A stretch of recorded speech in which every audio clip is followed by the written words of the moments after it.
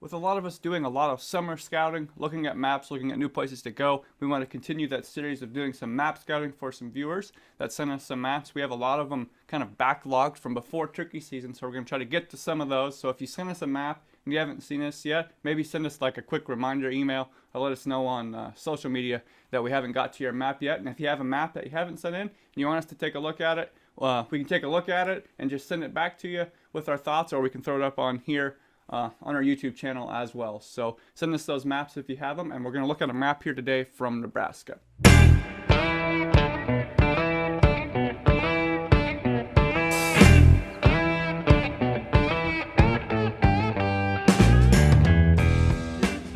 This one in from southern Nebraska, and it's private land, but he wanted us to just look at it and see what we thought. And it's kind of interesting because it's kind of similar to stuff that we'll be hunting this year, and I know a lot of people hunt, especially in this Nebraska, Kansas area, where it's like pasture land, ag land, and really thin kind of creek bottom. So yep, farm country stuff. So we'll go through kind of what we see in this map, and he sent us a picture of a buck he shot off of it. So, I mean, pretty nice buck. He says there's bigger and nicer ones down there, so it looks like could be a pretty good spot. So I guess initially, we'll just jump in and talk about these two fence rows that we see here. That's kind of one of those features that is pretty prevalent in farm country, and a lot of times that's where you can find some of those big bucks bedding. Like if you're hunting, you see them, but they're not in the big woods part of your property. They're probably in those fence rows. So we'll talk a little bit about those two fence rows that we see here. It doesn't necessarily mean that there's going to be a buck in there, but it's just a matter of scouting it, walking through there, see if you find beds there, and then going from there. So no guarantees he's in these fence rows or in these spots, but they're just places that we look at. So if we look at these fence rows right here, there's this really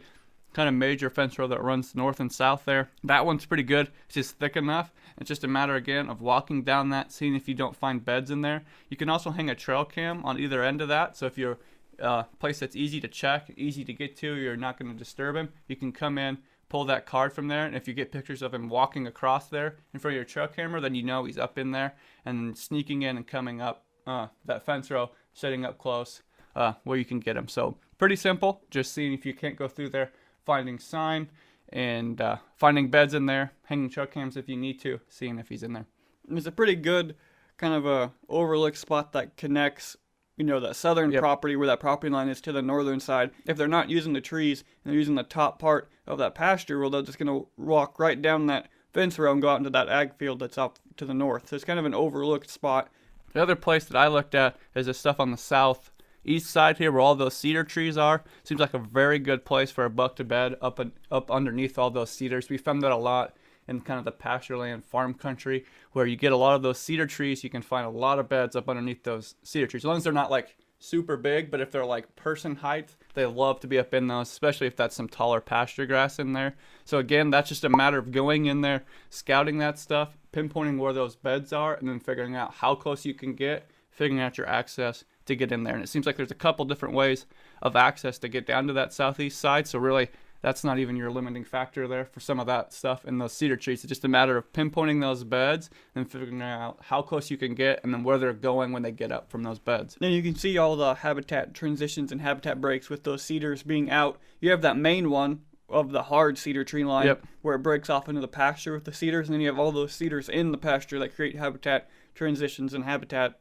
you know, breaks. That's where the deer are going to bed. There's even a cedar tree one with the big woods where it goes from cedar trees to more hardwood stuff right there too. So there's like 3 different types of transitions. Like you said, all those cedar trees make different transitions, and they love to put those cedar trees at their back and kind of get up underneath them. So the main, you know, area to scout is going to be the southern side of this break. We're not really interested in that northern side as much as we are the southern side. So that's where we would go about scouting. Now that we know where we want to go, is going in and scouting and then figuring out how they're using it. And like Chance said, we're not really interested in that big block of trees. We're more interested in all those cedar trees. One, that just comes from what we've seen. We've been hunting farm country, is that they seem to like all those cedar trees and that tall CRP grass as opposed to being down there in the woods. Especially if you've hunted in those woods a little bit, they might be just up out of there even more. And the habitat transitions and all those cedar trees in there with that habitat diversity. So that's what's making us look at those cedar trees in that pasture more so than the woods in that area. We can move to the west, kind of where that open creek bottom runs along the property line. That's obviously a hard transition, as you can tell. but that might be a spot to set up a tree stand, do a kind of observation sit where you can see down that creek bottom and see where the deer are crossing, going east and west. That gives you a better idea of where they like to go on your property and where they like to enter and leave. That gives you a better chance to move your tree stand and maybe cut them off in that spot. So just a quick observation stand from along this creek bottom would probably pay huge dividends in figuring out how the deer are moving on your property. It's hard to tell what kind of habitat that is right in there, because I think I went back previous year's images and looked right there, and it wasn't always open.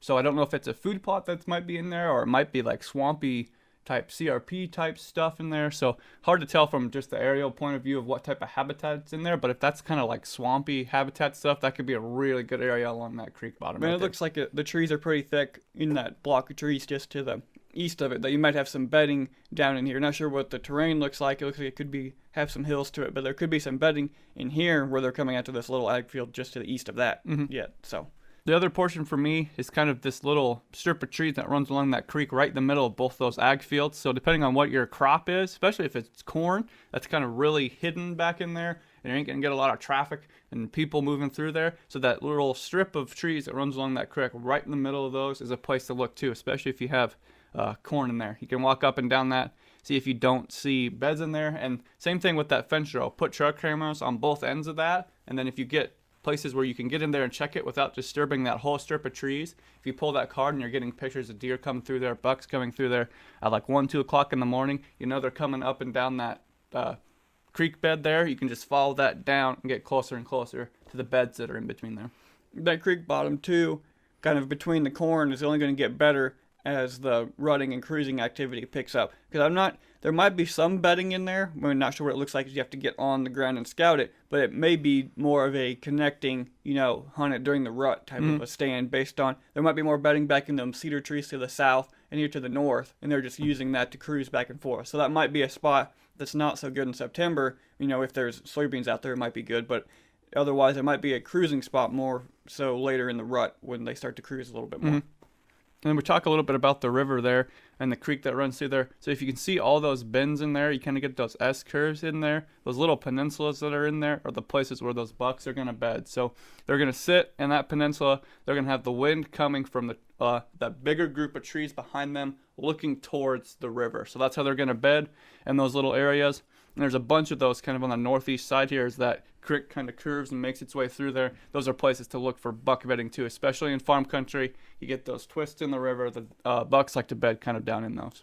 So I guess my favorite spot, and I think this might have been where he shot the buck he sent us a picture of, is that one spot that's across the road, and it's just kind of a clump of cedar trees in a cedar tree draw surrounded by ag fields, and maybe the best bedding area on the whole property. The problem is hunting it. You have to make sure, with it being so small, that your access and everything, is good, so they're not smelling you or seeing you. But there's got to be bucks down in this little spot. And I think all that stuff there on both sides of the road, both sides. It's really diverse, and it looks so much different from the other habitat that you see everywhere else, that diversity kind of draws our eye to it. So it looks like a spot to overlook because it's right there at that intersection of both those roads. But if you sit back and think it through, it's a really great spot for a buck to bed because he's really pretty safe in there. So it's a matter of, you have to make sure you're hunting it on the right winds, and then it's finding the right tree stand, location with how the deer are using it and entering and exiting it. Because that's what the problem you're going to have with this one is just figuring out where the deer are moving around in it. But it's kind of a big enough spot that you could get down in here on the southern side and sit and be able to see down in there and still be able to see the field, and hunt it that way. If you hunted it with a north wind or something like that, you'd still be good. So that's the hard part with the draws too. It's just figuring out which draw they're going to be in and how they're getting in and out of there. And a lot of times they'll hold up pretty good in those draws. You can get fairly close, but it's just figuring out, which draw they're going to be in. And sometimes their draws can be so steep that they're not going to be in this draw, but they might be in this one. So it's just kind of figuring out some of that information. So that'd be a spot that we definitely hang a tree stand, but we'd have to go in and scout it, say this time of year, early spring, to kind of figure it out a little bit more. And he's going to go in and scout it and do all that so he can figure out where the beds are and where the trails are. Because you might get right here and there's a trail coming out and you'll know that's where they're coming out and there's nothing else anywhere else. So it's just a matter of getting in and scouting it. But what we see on the map is that it's surrounded by this ag field. It's kind of isolated little pocket that looks like it's pretty thick, got some cedars in it. there's going to be deer moving around in there. And like during the rut too, when they're taking those does and those does bed down and those bucks just stand over them and wait, those does are going to be going in here too. So this is definitely a good spot. But the key with it is hunting it. Both sides of the road, like you mentioned, actually are really good. But it's just hunting it correctly so you're not ruining it before you get a chance to, shoot the buck or see the buck in there. Yeah. There's one thing here is you have a bunch of different spots where you can see over the ag field, and sometimes it's nice to be able to sit on the edge. But I think the thing to think about, and if you're hunting a property like this, is that it's okay to not be able to see that ag field, but just know that it's there and use it. Because you can see them all you want across the field, and that's good when you're initially scouting, because you go, okay, seems like they're up here to the north. They must be like crossing the road and coming out of these trees. So now I need to get back in there further. Don't get caught up in being able to see them across the field. Like, don't say I need to set my tree stands up along the edge so I can see them all the way across the field if they come out. That's good. See them, but then move, and don't be afraid to get up here in this northeast corner and sit where you can't see the field, or get back here along that creek on the west side where you can't see the field, but you know it's there. They're going to use it, but you're using it, but you don't have to be able to see it. So don't always like set up along the edge just to see the field. Yeah, but setting up on that field can be helpful though, because we kind of pinpointed spots here on the north side, the northeast side, the northwest side, the western edge, the south side, southeast side. So if you start your year, or even when you're doing your velvet scouting, if you are sitting on that field, you can sit on that field, and if you see them coming from the north, then okay, they're probably coming from that big cedar tree draw across the road, or they're coming from the south, or in that CRP and cedar stuff on the south side. So if you get to a point in your season where like, man, I'm not seeing them, set up on that field maybe. You can look and see, okay, they're all coming out from the north side, and I know those bedding areas that I pinpointed, that's probably where they're coming from, and then you can move in from there. And so one thing too that you've kind of noticed is that we haven't given exact tree stand locations. One, because it's hard to do just on a map because things change so much. And two, we're more, when we do aerial scouting for areas that we're then going to go in and scout on the ground, which he's going to do. And then from there, we're pinpointing spots. And even then, we're not pinpointing spots. We're pinpointing in a smaller area, and then we're moving around within it. So it's more of a picking areas to go in and scout, to then go in and hunt, to then move and pinpoint and find the exact spot. We know there's if we take the southeast corner where the cedar trees are, there's a stand location in there that's probably absolutely perfect. We just don't know where it's at, and it's even hard to tell on a map. You can't pick out that perfect spot on a map very often just by looking at it. But if you know that's where you need to go, then you can go in and scout it and pinpoint it further. So the main thing we do, and that you've noticed, we just find areas and then we break them down further through different means is what we do with the map. So very rarely do we go look at a piece of public land, look at the map and go, okay, right here is where we're going to kill it. That's where we set the stand. And that's what works out first time. Usually that's where we go, like Chance said, to start the process of kind of breaking things down. Yeah, so don't get caught up when you're looking at a map and having to find the perfect tree stand location just on the map, because you're not going to be able to do it. Find the area and then go in and break it down from there. So that just helps you relieve some pressure of looking at maps too, and knowing you don't have to find a tree stand location. You just have to find this area that you know is going to be good and then break it down from there. Yep, all that stuff gives you tools and factors to help you. So we're not getting all our information from the map. We're not getting it all from sitting there. We're not getting it all from velvet scouting. We're putting it all together to give us the opportunity to make adjustments and get where we need to be.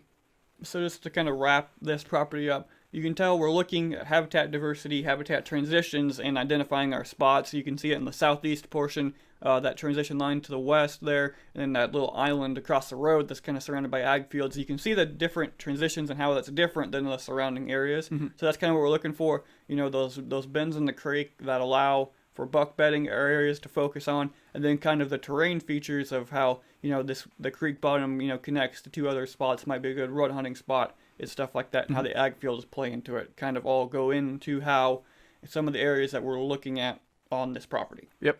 So thanks for sending in your maps, guys. I know we have a bunch of them to get to. If you have a map from somewhere you want us to look at, we'd love to take a look at it. Even if you don't want to put it here on YouTube, we'll take a look at it and send you back our thoughts. So keep sending in the maps, keep sending in all your questions for the Ask Whitetail Instincts. So thanks for watching, guys. As always, hit the subscribe button if you haven't already, and like this video. We're doing a lot more of these map scouts as we go throughout the summer. So thanks for watching.